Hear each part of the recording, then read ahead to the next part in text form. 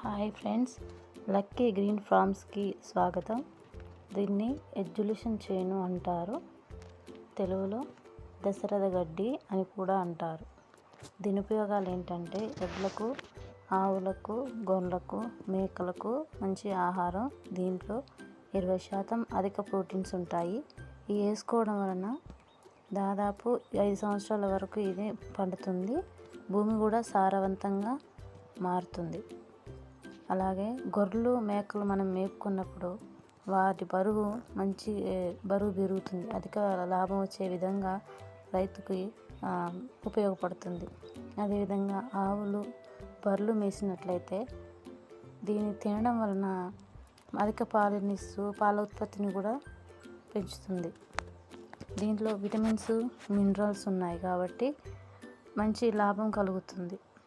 దీన్ని మనం వేసుకున్నట్లయితే సాల్లో వేసుకోవాలి.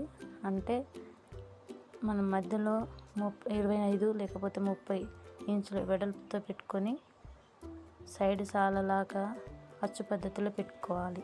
లేదంటే బోధి పోసుకున్నట్టు పోసుకొని దాని లోపల వేసుకోవాలి.